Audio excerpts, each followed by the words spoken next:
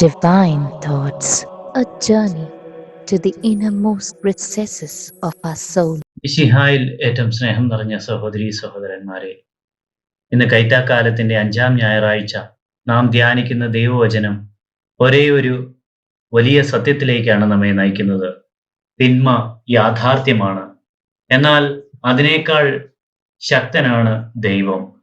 പാപം, സാത്താന്റെ പ്രലോഭനങ്ങൾ, ആത്മീയ അലസത, ആത്മാവിലെ ശൂന്യത എന്നിവയെക്കുറിച്ച് വിശുദ്ധ ഗ്രന്ഥം ഇന്ന് നമ്മെ ഗൗരവത്തോടെ ഓർമ്മിപ്പിക്കുന്നു. ദൈവത്തോടൊപ്പമല്ലാത്ത ജീവിതം ക്രമേണ തിന്മയുടെ അധീനതയിലേക്ക് നീങ്ങും. എന്നാൽ ദൈവത്തെ തിരഞ്ഞെടുക്കുന്ന ജീവിതം സ്വാതന്ത്ര്യത്തിന്റെയും വിശുദ്ധിയുടെയും ജീവിതമായി മാറും. ഇന്നത്തെ 4 വായനകളും പരസ്പരം ബന്ധിക്കപ്പെട്ടിരിക്കുന്നു. 1-ാം വായന തിന്മയ്ക്കുള്ള പരിഹാരം എന്താണെന്ന് പഠിപ്പിക്കുന്നു. 2-ാം വായന അഹങ്കാരത്തിന്റെ പതനത്തെക്കുറിച്ച് പറയുന്നു. 3-ാം വായന വ്യാജ വിശ്വാസങ്ങളെയും പൈശാചിക തന്ത്രങ്ങളെയും തിരിച്ചറിയുവാൻ മുന്നറിയിപ്പ് നൽകുന്നു. സുവിശേഷത്തിൽ യേശു നമ്മെ പഠിപ്പിക്കുന്നത് ദൈവരാജ്യത്തോടൊപ്പം നിൽക്കാത്ത ഒരു ജീവിതം ഒടുവിൽ തകർച്ചയിലേക്കാണ് നയിക്കപ്പെടുന്നത് എന്നാണ്. ലേവ്യരുടെ പുസ്തകത്തിലെ 1-ാം വായന യഹൂദരുടെ പ്രായശ്ചിത്ത ദിനത്തെക്കുറിച്ചാണ് വിവരിക്കുന്നത്. മഹാപുരോഹിതൻ ജനങ്ങളുടെ പാപങ്ങൾക്ക് വേണ്ടി ബലിയർപ്പിക്കുകയും മറ്റൊരു ആടിന്റെ മേൽ ജനങ്ങളുടെ പാപങ്ങൾ പ്രതീകാത്മകമായി ചുമത്തി അതിനെ മരുഭൂമിയിലേക്ക് അയക്കുകയും ചെയ്യുന്നു. ഇത് വെറും ഒരു പഴയ നിയമ ആചാരമല്ല. ഇതിലൂടെ ദൈവം ഒരു വലിയ രക്ഷാപദ്ധതിയിലേക്ക് മനുഷ്യനെ ഒരുക്കുകയായിരുന്നു. പുതിയ നിയമത്തിൽ ഈ ബലിയർപ്പണത്തിന്റെ പൂർണ്ണത യേശു ക്രിസ്തുവിലാണ്. ലോകത്തിന്റെ പാപം ഏറ്റെടുത്ത ദൈവത്തിന്റെ കുഞ്ഞാടായി യേശു കുരിശിൽ തന്നെ സമർപ്പിച്ചു. കത്തോലിക്ക സഭ പഠിപ്പിക്കുന്നത് യേശുവിന്റെ ഒരേ ഒരു ബലിയർപ്പണം എല്ലാ ബലിയർപ്പണങ്ങളെയും പൂർത്തിയാക്കി എന്നതാണ്. പരിശുദ്ധ കുർബാനയിൽ നാം പങ്കെടുക്കുമ്പോൾ ആ കുരിശു ബലി തന്നെ രക്തരഹിതമായി സന്നിഹിതമാകുന്നു. അതിനാൽ വിശുദ്ധ കുർബാനയും കുമ്പസാരവും നമ്മുടെ ആത്മാവിനെ ശുദ്ധീകരിക്കുന്ന ഏറ്റവും വലിയ ദൈവദാനങ്ങളാണ്. പലപ്പോഴും മനുഷ്യൻ തന്റെ തെറ്റുകൾ മറയ്ക്കുവാൻ ശ്രമിക്കുന്നു, മറ്റുള്ളവരെ കുറ്റപ്പെടുത്തുന്നു, സാഹചര്യങ്ങളെ കുറ്റപ്പെടുത്തുന്നു. എന്നാൽ ദൈവം നമ്മെ ക്ഷണിക്കുന്നത് മറ്റൊരു വഴിയിലേക്കാണ്. നമ്മുടെ പാപങ്ങളെ ഏറ്റുപറഞ്ഞ് അവിടുത്തെ കരുണയിലേക്ക് മടങ്ങി വരുവാൻ. പാപത്തിന്റെ ഭാരം മനുഷ്യനെ സന്തോഷത്തിൽ നിന്ന് അകറ്റുന്നു. ക്ഷമയുടെ അനുഭവം മനുഷ്യനെ വീണ്ടും ജീവിക്കാൻ പ്രാപ്തനാക്കുന്നു. അതുകൊണ്ടാണ് സഭ ഇടയ്ക്കിടെ കുമ്പസാരത്തിനും മാനസാന്തരത്തിനും നമ്മെ പ്രോത്സാഹിപ്പിക്കുന്നത്. 2-ാം വായനയിൽ ആദ്യം ബാബിലോൺ രാജാവിന്റെ അഹങ്കാരത്തെക്കുറിച്ച് പറയുന്നു. എന്നാൽ സഭാപിതാക്കന്മാർ ഇതിനെ സാത്താന്റെ അഹങ്കാരത്തിന്റെ പ്രതീകമായും വ്യാഖ്യാനിക്കുന്നുണ്ട്. ഞാൻ സ്വർഗത്തിലേക്ക് കയറും, ദൈവത്തിനെ പോലെയാകും എന്ന അഹങ്കാരമാണ് സാത്താന്റെ വീഴ്ചയ്ക്ക് കാരണമായത്. ബൈബിളിന്റെ തുടക്കം മുതൽ അവസാനം വരെ അഹങ്കാരവും വിനയവും തമ്മിലുള്ള പോരാട്ടമാണ് നാം കാണുന്നത്. ആദവും ഹവ്വയും ദൈവത്തെ പോലെ ആകുവാൻ ആഗ്രഹിച്ചു. അതാണ് അവരുടെ വീഴ്ചയ്ക്ക് കാരണമായത്. എന്നാൽ യേശു ദൈവമായിരുന്നിട്ടും ദാസന്റെ രൂപം സ്വീകരിച്ച് സ്വയം താഴ്ത്തി. അതാണ് ലോകത്തിന്റെ രക്ഷ ആയത്. ഇന്നത്തെ സമൂഹത്തിലും അഹങ്കാരം പല രൂപങ്ങളിൽ പ്രത്യക്ഷപ്പെടുന്നു. എനിക്ക് ദൈവത്തെ ആവശ്യമില്ല, എൻ്റെ ജീവിതം ഞാൻ തന്നെ നിയന്ത്രിക്കും, ഞാൻ പറയുന്നതാണ് ശരി, ഞാൻ തെറ്റ് ചെയ്യില്ല. ഇങ്ങനെയുള്ള മനോഭാവങ്ങൾ ക്രമേണ മനുഷ്യനെ ദൈവത്തിൽ നിന്ന് അകറ്റുന്നു. വിശുദ്ധ അഗസ്ത്യൻ പറയുന്ന ഒരു വാക്കുണ്ട്: അഹങ്കാരമാണ് എല്ലാ പാപങ്ങളുടെയും വേരും, വിനയമാണ് എല്ലാ വിശുദ്ധിയുടെയും അടിത്തറയും. ഒരു കുടുംബം നിലനിൽക്കണമെങ്കിൽ വിനയം വേണം. ഒരു വൈദികൻ വിശുദ്ധനാകണമെങ്കിൽ വിനയം വേണം. ഒരു യുവാവ് വിജയിക്കണമെങ്കിൽ വിനയം വേണം. ഒരു സഭ വളരണമെങ്കിൽ വിനയം വേണം. അഹങ്കാരം ദൈവത്തെ പുറത്താക്കുന്നു, വിനയം ദൈവത്തെ ക്ഷണിക്കുന്നു. വിശുദ്ധ യൂദാ എഴുതിയ ലേഖനം വളരെ ശക്തമായ ഒരു മുന്നറിയിപ്പാണ് നമുക്ക് നൽകുന്നത്. സഭയ്ക്കുള്ളിലേക്ക് കടന്നു വരുന്ന ചില വ്യാജ പ്രവാചകന്മാർ ജനങ്ങളെ വഴിതെറ്റിക്കുകയായിരുന്നു. അവർ ദൈവവചനം വളച്ചൊടിച്ചു, സ്വന്തം ഇഷ്ടങ്ങൾക്കനുസരിച്ച് മതത്തെ ഉപയോഗിച്ചു. പുറമേ ഭക്തിയുടെ മൂടുപടം ഉണ്ടായിരുന്നെങ്കിലും ഉള്ളിൽ അവർ ദൈവത്തിൽ നിന്ന് വളരെ അകന്നവരായിരുന്നു. ഇന്നും ഈ മുന്നറിയിപ്പ് വളരെ പ്രസക്തമാണ്. സോഷ്യൽ മീഡിയയിലൂടെയും അനേകം തെറ്റായ ആത്മീയ പഠനങ്ങൾ പ്രചരിക്കുന്നു. ജ്യോതിഷം, ആഭിചാരം, മന്ത്രവാദം, ഭാഗ്യവസ്തുക്കൾ, അന്ധവിശ്വാസങ്ങൾ എന്നിവയെ പലരും ആത്മീയത എന്ന പേരിൽ സ്വീകരിക്കുന്നു. ചിലർ ക്രിസ്തുവിലുള്ള വിശ്വാസത്തോടൊപ്പം മറ്റ് ആത്മീയ ശക്തികളിലും ആശ്രയിക്കുന്നു. കത്തോലിക്കാ സഭ വളരെ വ്യക്തമായി പഠിപ്പിക്കുന്നുണ്ട്, നമ്മുടെ ഏകരക്ഷകനും ഏക മധ്യസ്ഥനും യേശുക്രിസ്തുവാണ്. വിശ്വാസി ഒരിക്കലും പൈശാചിക ശക്തികളെയോ അന്ധവിശ്വാസങ്ങളെയോ ആശ്രയിക്കരുത്. ഇന്ന് നമുക്കും ഒരു ആത്മപരിശോധന ആവശ്യമാണ്. ഞാൻ ദൈവവചനമാണോ കൂടുതൽ കേൾക്കുന്നത്, അല്ലെങ്കിൽ സോഷ്യൽ മീഡിയയിലെ തെറ്റായ സന്ദേശങ്ങളാണോ? ഞാൻ ക്രിസ്തുവിന്റെ സത്യമാണോ പിന്തുടരുന്നത്, അല്ലെങ്കിൽ എൻ്റെ ഇഷ്ടങ്ങൾക്കനുസരിച്ചുള്ള ആത്മീയതയാണോ അന്വേഷിക്കുന്നത്? സത്യവിശ്വാസം എപ്പോഴും സഭയോടൊപ്പം നടക്കുന്നു, കാരണം പരിശുദ്ധാത്മാവ് സഭയെ സത്യത്തിലേക്ക് നയിച്ചുകൊണ്ടിരിക്കുന്നു. ഈ 3 വായനകളിലെയും വെളിച്ചത്തിലാണ് ഇന്നത്തെ സുവിശേഷം നാം കാണുന്നത്. യേശു ഒരു ഭൂതത്തെ പുറത്താക്കുന്നു. അത് കണ്ട് ചിലർ വിശ്വസിക്കുന്നു, എന്നാൽ മറ്റു ചിലർ അവനെ കുറ്റപ്പെടുത്തുന്നു. ബേൽസെബൂലിന്റെ ശക്തിയാലാണ് അവൻ പിശാചുക്കളെ പുറത്താക്കുന്നത് എന്ന് അവർ ആരോപിക്കുന്നു. അപ്പോൾ യേശു ഒരു വലിയ ആത്മീയ സത്യം പഠിപ്പിക്കുന്നു. അന്ധഛിദ്രമുള്ള ഒരു രാജ്യം നശിക്കും, വിഭജിക്കപ്പെട്ട ഒരു ഭവനം നിലനിൽക്കുകയില്ല. ഈ വാക്കുകൾ വെറും രാഷ്ട്രീയമോ സാമൂഹികമോ ആയ ഒരു സത്യമല്ല. ഇത് ഓരോ മനുഷ്യന്റെയും ആത്മീയ ജീവിതത്തെക്കുറിച്ചുള്ള മുന്നറിയിപ്പാണ്. ഒരു മനുഷ്യന്റെ ഹൃദയം ദൈവത്തിനും പാപത്തിനും ഒരുപോലെ ഇടം നൽകാൻ ശ്രമിച്ചാൽ അവന്റെ സമാധാനം അവൻ തന്നെ നഷ്ടപ്പെടുത്തും. ഒരു കുടുംബം സ്നേഹത്തെക്കാൾ അഹങ്കാരത്തെ തിരഞ്ഞെടുക്കുമ്പോൾ അത് തകരും. ഒരു സമൂഹം സത്യത്തെക്കാൾ സ്വാർത്ഥതയെ തിരഞ്ഞെടുക്കുമ്പോൾ അത് വിഭജിക്കപ്പെടും. ഒരു സഭ പ്രാർത്ഥന നഷ്ടപ്പെടുത്തുമ്പോൾ അതിൻ്റെ ആത്മീയ ശക്തി ക്ഷയിക്കും. അതുകൊണ്ടാണ് യേശു നമ്മോട് പറയുന്നത്, നാം ഒരുമയിലേക്കും വിശുദ്ധിയിലേക്കും ദൈവത്തോടുള്ള പൂർണ്ണ വിശ്വസ്തതയിലേക്കും വിളിക്കപ്പെട്ടവരാണ് എന്ന്.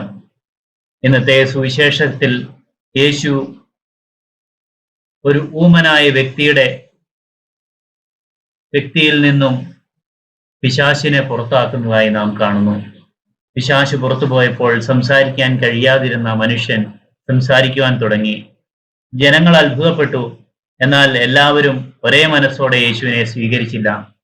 ചിലർ അവന്റെ ദൈവിക ശക്തിയെ അംഗീകരിച്ചു, എന്നാൽ മറ്റു ചിലർ അസൂയയും അവിശ്വാസവും മൂലം അവൻ പിശാചുക്കളുടെ തലവനായ ബേൽസെബൂലിന്റെ ശക്തിയാലാണ് പിശാചുക്കളെ പുറത്താക്കുന്നത് എന്ന് കുറ്റപ്പെടുത്തി. മറ്റു ചിലർ വീണ്ടും ഒരു അടയാളം ആവശ്യപ്പെട്ടു. അപ്പോൾ യേശു വളരെ വ്യക്തമായി മറുപടി പറയുന്നു, തന്നിൽ തന്നെ ഭിന്നിച്ചിരിക്കുന്ന ഒരു രാജ്യം നശിച്ചു പോകും, ഭിന്നിച്ചിരിക്കുന്ന ഒരു കുടുംബം നിലനിൽക്കുകയില്ല. ഈ വാക്കുകൾ ഇന്നും നമ്മുടെ ജീവിതത്തിൽ അതീവ പ്രസക്തമാണ്. ഒരു വ്യക്തിയുടെ ഹൃദയം, ഒരു കുടുംബം, ഒരിടവക, ഒരു സമൂഹം, ഇവയെല്ലാം ഐക്യത്തിലൂടെയാണ് ശക്തി പ്രാപിക്കുന്നത്. സാത്താന്റെ ഏറ്റവും വലിയ തന്ത്രം വിഭജിക്കലാണ്. ദൈവത്തിന്റെ പ്രവർത്തനം ഒന്നിപ്പിക്കലാണ്. പരിശുദ്ധാത്മാവ് സഭയെ ഐക്യത്തിലേക്ക് നയിക്കുന്നു. എന്നാൽ പാപം മനുഷ്യനെ ദൈവത്തിൽ നിന്നും സഹോദരനിൽ നിന്നും സ്വന്തം മനസ്സിൽ നിന്ന് പോലും അകറ്റി നിർത്തുന്നു. യേശു പിന്നീട് പറയുന്നു, എന്നോടുകൂടെ അല്ലാത്തവൻ എനിക്കെതിരാണ്, എന്നോടുകൂടെ ശേഖരിക്കാത്തവൻ ചിതറിക്കപ്പെടുന്നു. ഇവിടെ നിഷ്പക്ഷതയ്ക്ക് ഇടമില്ല. ക്രിസ്തീയ ജീവിതത്തിൽ കുറച്ച് ദൈവത്തിനും കുറച്ച് ലോകത്തിനും എന്ന സമീപനം യേശു അംഗീകരിക്കുന്നില്ല. നമ്മൾ ക്രിസ്തുവിനോടൊപ്പമാണോ അല്ലയോ എന്നതാണ് അടിസ്ഥാന ചോദ്യം. ഇന്നത്തെ ലോകത്തിൽ പലരും വിശ്വാസത്തെ ജീവിതത്തിന്റെ ഒരു ചെറിയ ഭാഗമാക്കി മാറ്റിയിരിക്കുന്നു. ഞായറാഴ്ച ദൈവത്തിനും ആഴ്ചയിലെ ബാക്കി ദിനങ്ങൾ ലോകത്തിന്റെ മൂല്യങ്ങൾക്കും. ആരാധനയിൽ ക്രിസ്ത്യാനി, വ്യാപാരത്തിൽ വഞ്ചന, പ്രാർത്ഥനയിൽ ഭക്തൻ, കുടുംബത്തിൽ ക്ഷമയില്ലാത്തവൻ. ഈ ഇരട്ട ജീവിതമാണ് യേശു ചോദ്യം ചെയ്യുന്നത്. ക്രിസ്തു നമ്മുടെ ജീവിതത്തിന്റെ ഒരു ഭാഗമല്ല, ജീവിതത്തിന്റെ കേന്ദ്രമായിരിക്കണം. സുവിശേഷത്തിന്റെ അവസാന ഭാഗത്ത് യേശു ഒരു മുന്നറിയിപ്പ് നൽകുന്നു. അശുദ്ധാത്മാവ് ഒരു മനുഷ്യരിൽ നിന്ന് പുറത്തുപോയ ശേഷം തിരികെ വരുമ്പോൾ ആ മനുഷ്യന്റെ ഹൃദയം വൃത്തിയാക്കി അലങ്കരിച്ചിരിക്കുന്നു എന്ന് കാണുന്നു. എന്നാൽ അത് ശൂന്യമാണ്. അപ്പോൾ അതിലും ദുഷ്ടരായ 7 ആത്മാക്കളെ കൂട്ടിക്കൊണ്ടുവന്ന് അവിടെ വസിക്കുന്നു. ആ മനുഷ്യന്റെ അവസാന സ്ഥിതി ആദ്യത്തേതിലും മോശമാകുന്നു. ഈ ഉപമയുടെ അർത്ഥം വളരെ ഗൗരവമുള്ളതാണ്. പാപം ഉപേക്ഷിക്കുന്നത് മാത്രം പോരാ, ദൈവസാന്നിധ്യത്തോടെ ജീവിതം നിറയ്ക്കണം. ഒരു തിന്മയെ ഒഴിവാക്കിയ ശേഷം ആ സ്ഥലം ദൈവം കൈവശപ്പെടുത്തണം. അല്ലെങ്കിൽ പഴയ തിന്മകൾ വീണ്ടും തിരിച്ചു വരും.